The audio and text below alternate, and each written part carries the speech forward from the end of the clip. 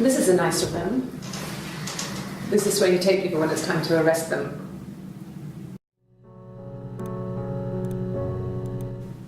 Yes, I understand my rights. No, I don't need a lawyer.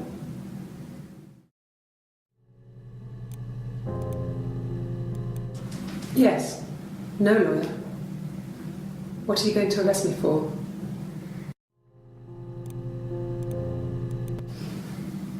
I didn't murder Simon. You've got it wrong. You've got the wrong person.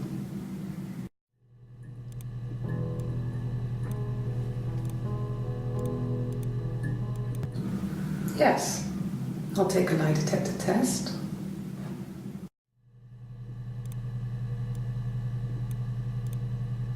I've never taken a lie detector test before. Does it really work?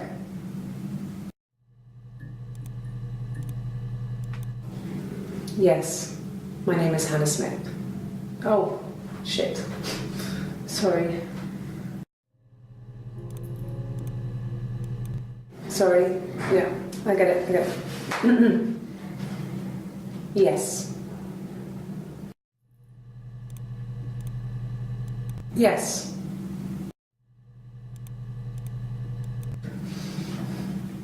Yes.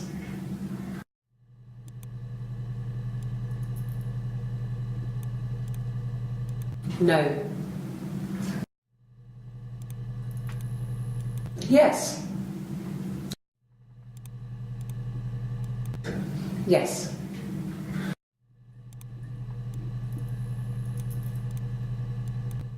No. No. No.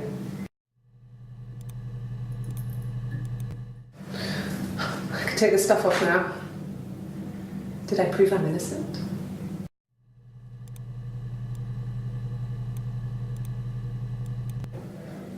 My name? That was the only question I failed.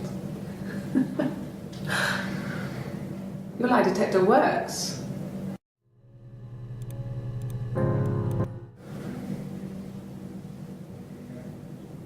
My mother called me Eve. Well, she wasn't my real mother, but she raised me. Do you want to hear the story? It's a real-life fairy tale.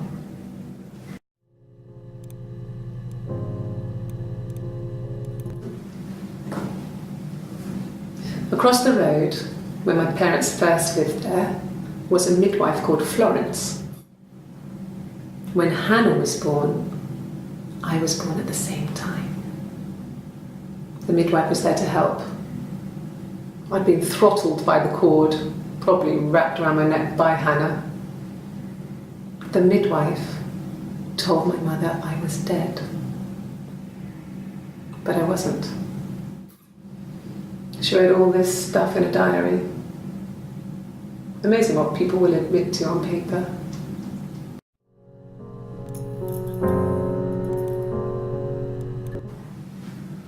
Florence took me home with her. Mother hadn't been expecting twins and had a healthy baby. I guess she was just happy for Florence to clean up. Take away the evidence that this was anything but a happy occasion. Florence raised me in her home. I never left it. She kept me out of sight. It wasn't odd for people to see a midwife with a baby, carrying in supplies, washing nappies, that sort of thing. I never knew any different. I grew up looking out of my window and seeing her across the road. I thought it was like a reflection in the mirror. She was me.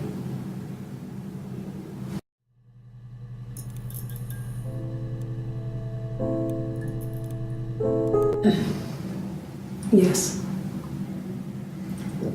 The first time we saw each other, it was strange. We both realised at the same moment, I think.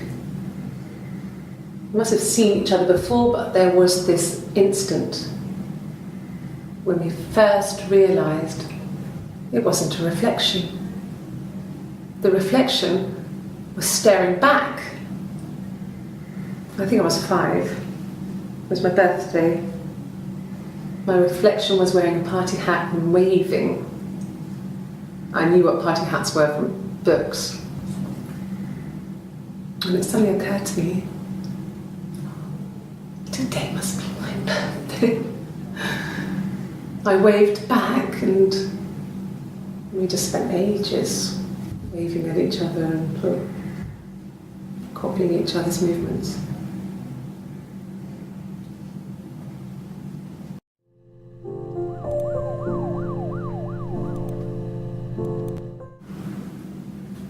Mother wanted me to grow my hair long, but I kept cutting it myself.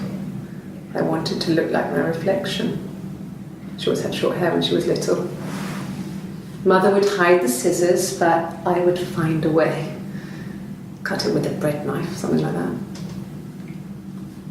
My reflection would always leave her house and go on adventures, but I never could. Mother taught me at home, and I had books and TV. Oh, TV was magical, but it was only on when it wanted to be, so I spent a lot of time reading books.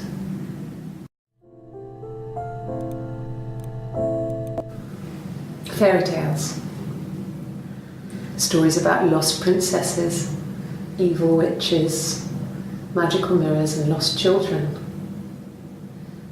So you see, even before I knew the truth, I'd found it in those stories.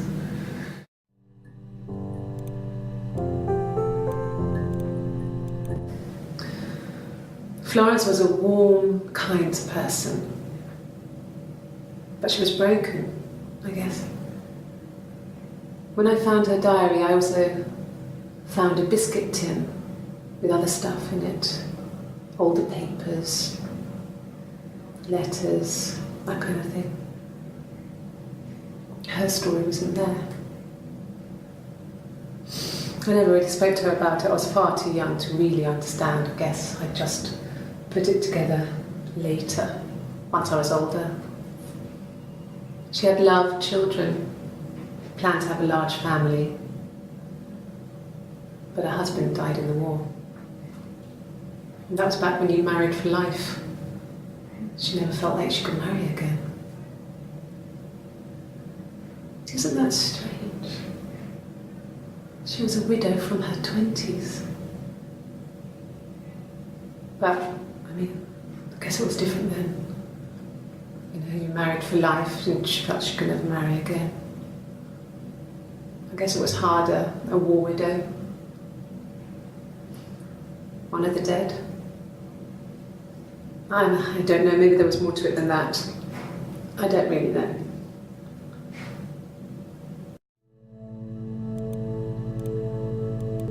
No, it was just me and her. It was the name they were going to call their first child. They talked about it and were going to try when he came back. Florence's family had a history of firstborn girls, so they were convinced it was going to be a girl. It's hard to know if this is all true. These are stories I remember that I read when I was a child. Maybe I misread, maybe I misunderstood. Sometimes it's hard to remember what happened last week.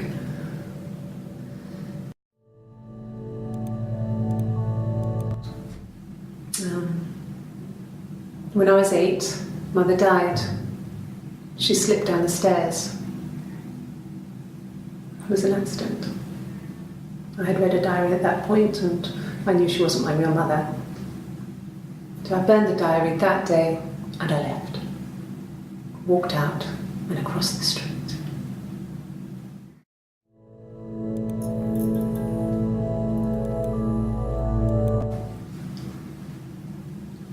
I wanted to see my reflection. I thought that if I touched her,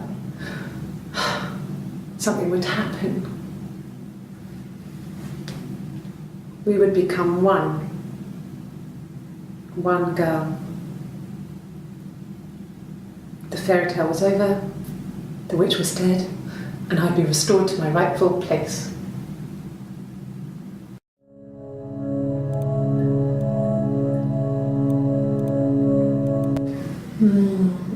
She recognised me from the window. She told me to come inside, and she hid me. They had made the attic into a place where Hannah could play. There was a dollhouse. She hid me up there. No one else ever went into the attic. It was her place.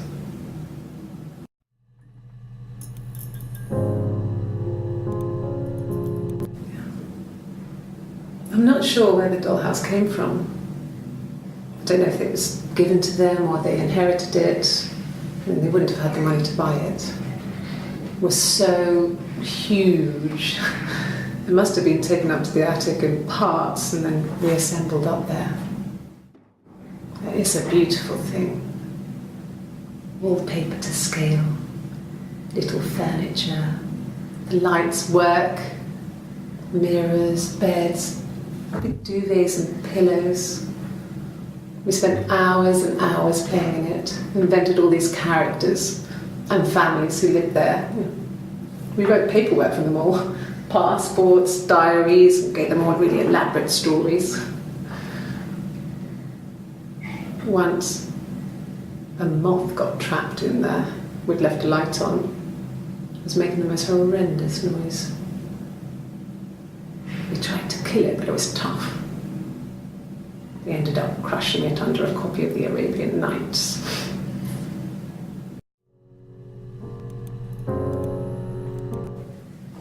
It just became our way of life. We would swap places and take it in turns to do things. And we were very careful. Whoever had been out that day would come back and write a detailed diary so that we were on the same page. We had a list of rules that said what we could and couldn't do in any given situation. It was exhaustive. We lived a second life through those rules. Rules for things that could only ever happen inside our imaginations. We would consider all the permutations of future events and agree rules to walk our way through them.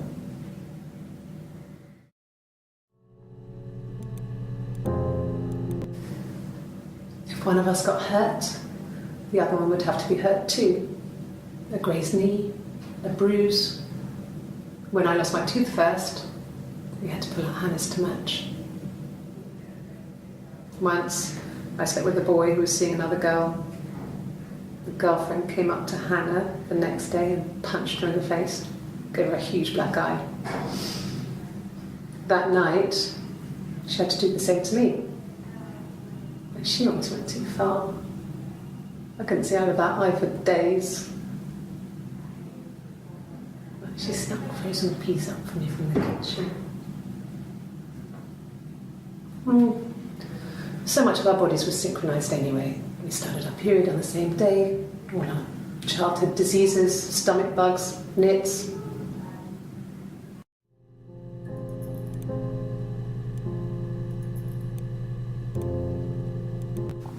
Mum and Dad had never had any reason to notice. They were always busy. If Hannah was eating a lot, they didn't mind. She didn't put on any weight. That girl has a healthy appetite. If they heard us talking in the attic, they just thought it was Hannah playing one of her games, and that Eve was our imaginary friend.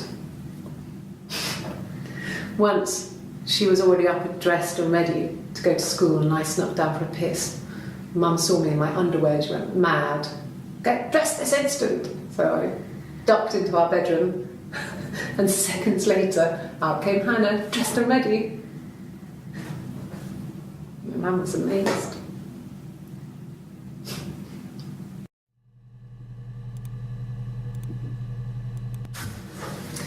When we weren't together, we'd send secret messages by tapping out a code that we'd learned from a book, the knock code, something prisoners of war would use. We'd tap them out on radiator pipes or the attic floor.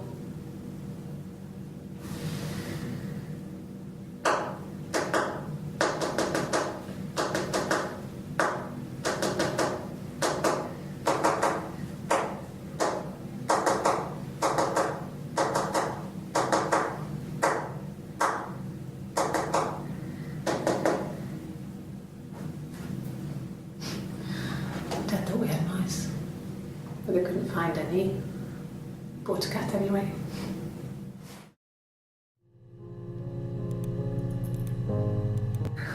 We loved our cat, Domino. He had this little bell around his neck to stop him from killing birds in the garden. And we used to write each other notes and put them in the bell, and we could send them to each other. Mum found some of the notes once, and she thought I was just writing to myself because our handwriting was identical. And we had our own words for things, so she didn't quite understand them anyway.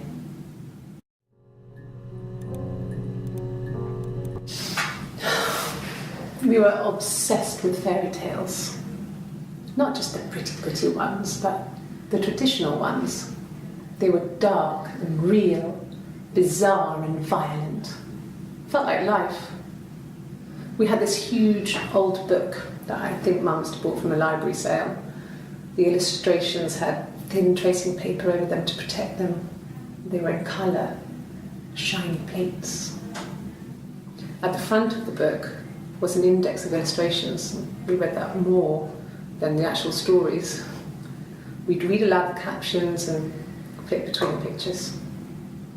There was something intimate about peeling back the tracing paper, undressing the pictures.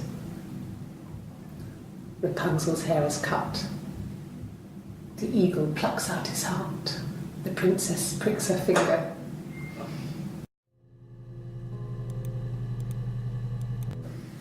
There were always princes and princesses.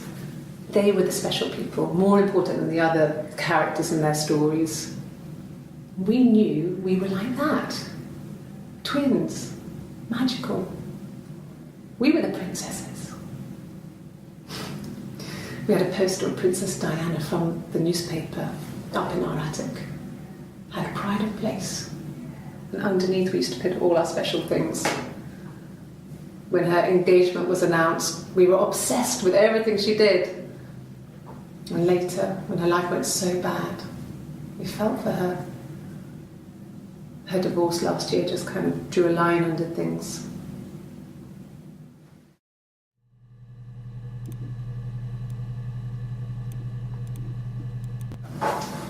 When beautiful people died, we always felt like it was a sign. You remember Princess Grace? Grace Kelly? She died in a car crash the year before we met Simon. We used a Ouija board to speak to her, and that gave us the power to find him. That's what we thought then. That people who died tragically leave some kind of magic behind. We used to share dreams. We used to wake up and write them down in our diaries immediately and compare them.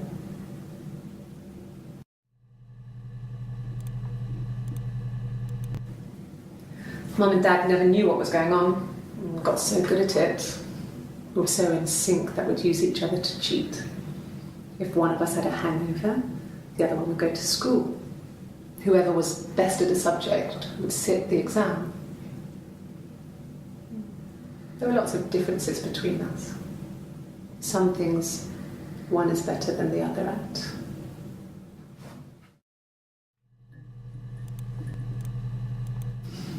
Differences? She's a better driver than me. She passed the test for us. I tried to take it and nearly crashed the car. Learned that you can't rely on confidence to get you through everything. She is the shy one. She was especially shy around boys. If Hannah liked a boy, I would have to pursue him. It was that way with Carl. Hannah met him first. She had such a crush. I let him take my virginity after a night that his band had played at. It got difficult. When I was with Carl, we would have sex, but Hannah couldn't let him see she was a virgin. She had lots of excuses. After a while, we decided that I should take Hannah's virginity. It's not that different to a bruise, pulling a tooth, a graze.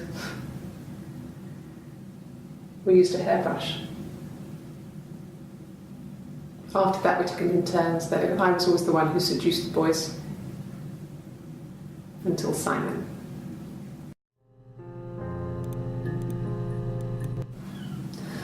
Hannah was so smitten with Simon. She started getting jealous, didn't want to share. Even the first date, we went to see Tom Cruise at the Old Odeon. We both went, kept changing places in the toilet.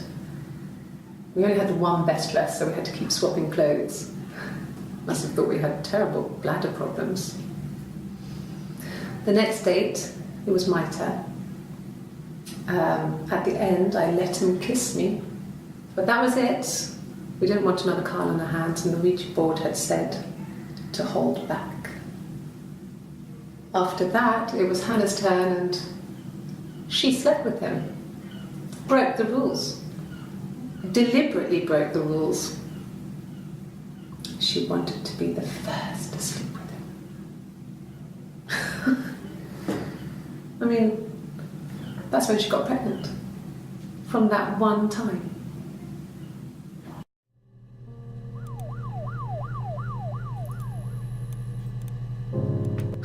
Can you imagine? I tried. I tried to get pregnant too, but it didn't happen. I slept with so many boys, men. My body refused. I think my period stopped because hers had. I was pretty ill. I mean, how could we stay the same now? Felt like Hannah had really fucked things up. Set us down separate paths. We had become different. No. The parents decided there would be a wedding. And after the wedding, Hannah moved in with his parents. There was no way I could follow, so we were separated again. I stayed in the attic. It was hard. It's like I suddenly didn't exist. I would sneak out, but in case anyone recognised me, I started wearing a wig. Hannah and I would meet up in the park. I was trying to get pregnant, but I couldn't. I mean, I couldn't do it with anyone we knew, so it was sex with strangers, drunk guys I'd met in clubs, parks and alleyways. I was 17.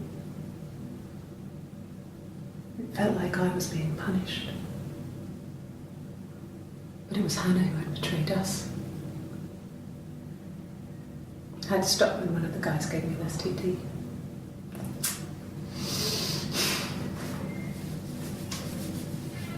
When we met up, it was disturbing. For the first time, my reflection, she didn't look like me. She was fatter, flushed. If anything, I was getting skinnier. I found it hard to look sometimes. We talked about what to do. Was it time to become our own people? I mean, that seemed like the right thing to do, but neither of us wanted it. We agreed that her and Simon would get their own place as soon as possible, and then I could move in. And that was the plan.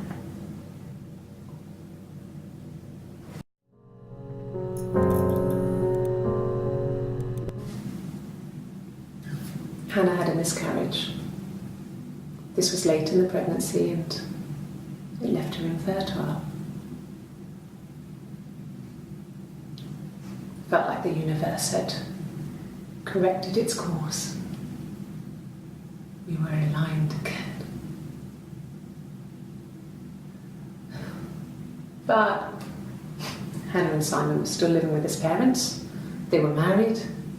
Simon had a job at the Glaziers now. Eric had given him a full-time position after he left school. And then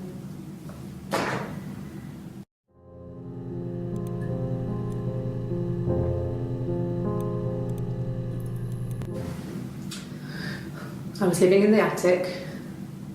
It was a very hard time. I was depressed, was still pretty sick of the STD. And I came down one morning and they were dead. They were in bed and both had been sick. They'd thrown up. A lot. And I slept through it.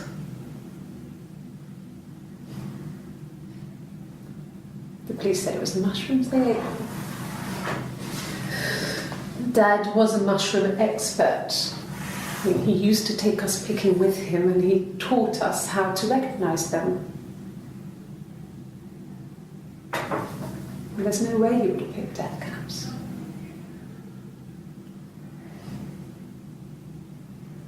But the police believe that's what happened. They never even looked in the attic.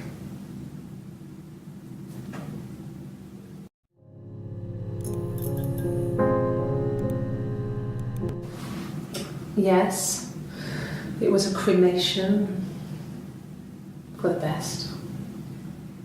We both wore black and had veils, so it was easy. And after the funeral, everyone came back to the house. Hannah served up sandwiches, and I stayed out of sight.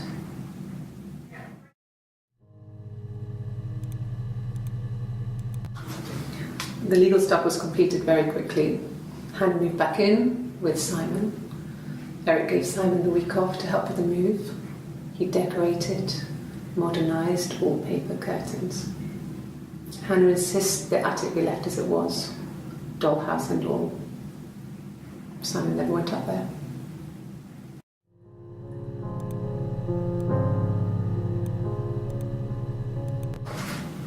It lasted about 6 months. I tried to carry on, but everything was different. Hannah insisted I not pretend to be her around Simon, let alone sleep with him. We didn't share him like the others. The rules had changed. Me living in the attic had become weird in a way it hadn't been before.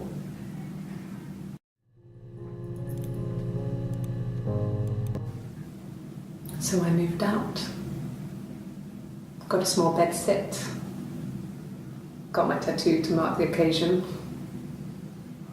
I was singing in a bar in the evenings, so I had some money, enough money to cover my rent. And I've been doing something similar ever since. I haven't put down any roots.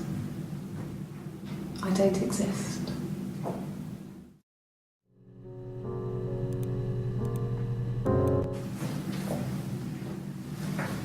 He saw me singing one of my shows, pure chance. Not sure I remember what he was even doing there. Afterwards, I had a drink at the bar and he came over and we got talking. I knew who he was. Obviously I knew who he was, but he didn't know who I was. He was fascinated by the likeness. He guessed my name from my tattoo. Told me it was a palindrome, like that would impress me. I enjoyed talking to him. It was amazing to be able to sit and interact and talk to him after all this time. He didn't tell me he was married. I'm not sure what he was thinking. He later told me it was like he was dreaming. A waking dream.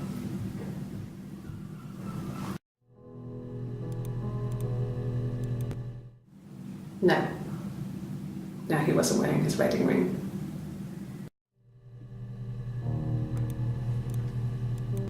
Nothing else happened that night. We talked, then I said goodbye. Then next week I was singing the bar again and there he was. And again the next week. He offered to buy me a meal. I told him I had already eaten. And so we got chips and ate them on the beach instead. When we said goodbye, he asked me to kiss him. Romantic.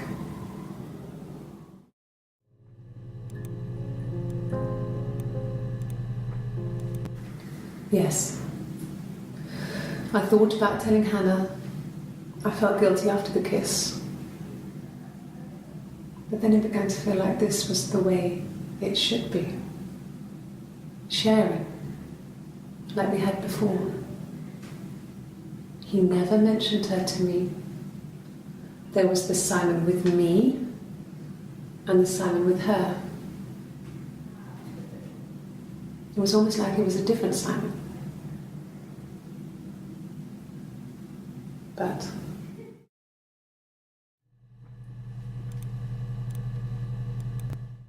after the kiss, the next time, he took me back to the house, to our parents' house, to their house. So, it was definitely him. I sometimes think he wanted to get caught to prove to himself that we were different people. He told me about his marriage, told me how his wife was completely different to me. I almost burst out laughing.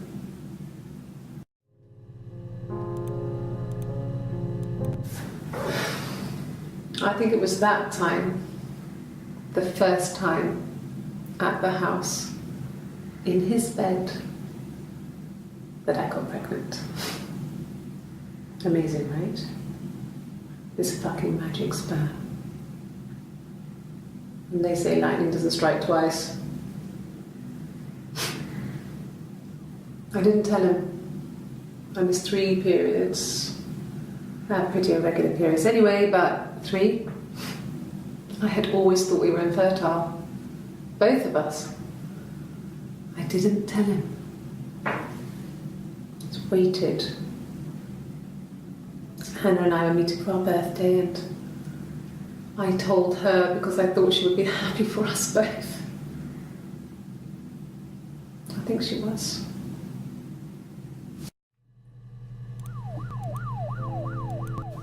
No.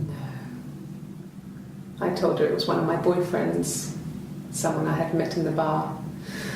I think she was happy. But I could tell she was thinking, why couldn't it happen to her and Simon? They were the ones with the real life. Why not them?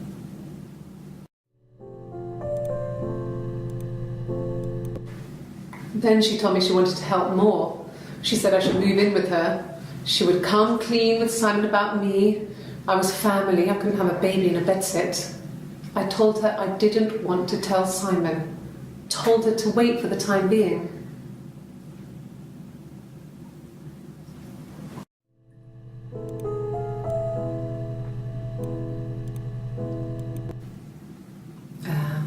When she went home, Simon had a birthday tea waiting. Afterwards, she told Simon about me, told him I was pregnant. She wanted me to move in with them, this sister he didn't know she had. She knew that instant. The look on his face. She knew.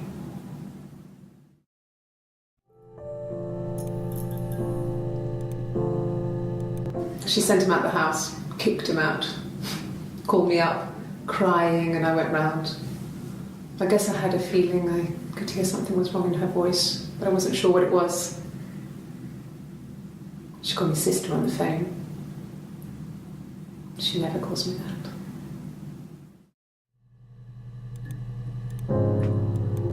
This was about 9.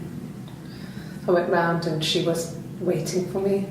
She was furious and so angry, the kind of anger you can only have towards yourself. We screamed at each other, argued, cried, we fought. I hit her back, left a bruise. I had my wig on from performing, she tore it off. Eventually, we grew tired of fighting and I left.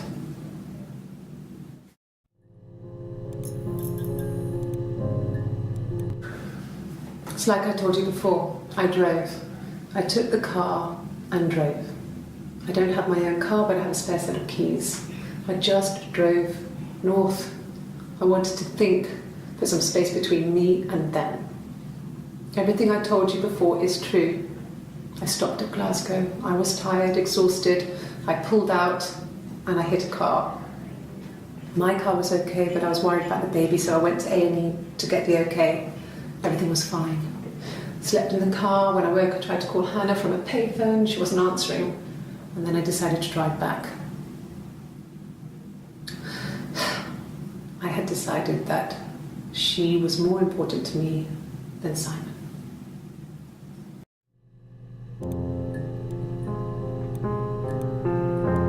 Like I said before, it was 3, something like that. I walked in, saw Simon. He was on the floor of the living room. His throat had been cut. There was a lot of blood.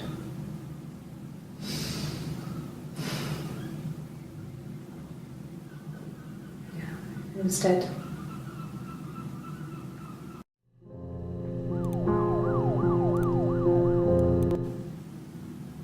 She was sat behind him. She had my wig on. And she'd been there all day.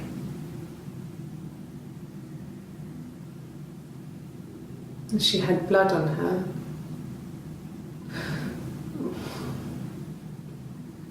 And she was in shock.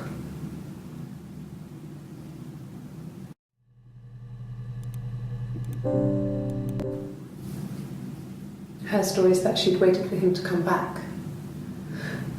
She put on my wig, some of my clothes, pretended to be me. They talked.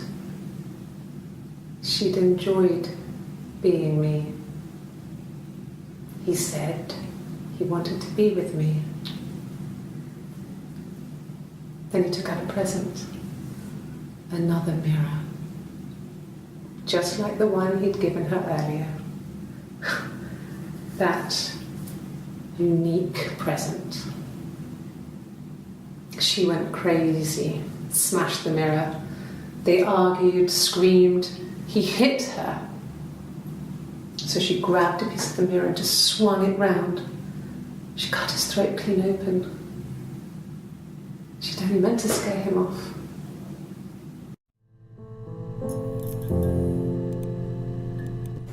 It happened very quickly. We hardly had to talk to each other. We agreed almost silently. The baby was what mattered. We'd help each other. We cleaned up. We bagged up the broken mirror, her clothes. They're gone. We took him down to the cellar. We knew we had an alibi, and we wanted the body to be found later. We wanted to have suspicion on us, so we could then disprove it, rather than have it linger. Better to keep the body in the house than risk being seen with it. The watch, that was my touch, to make sure the alibi stuck.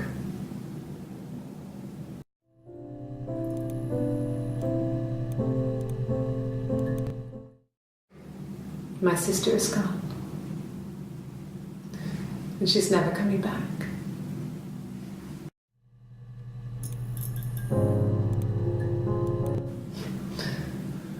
Can you arrest someone who doesn't exist?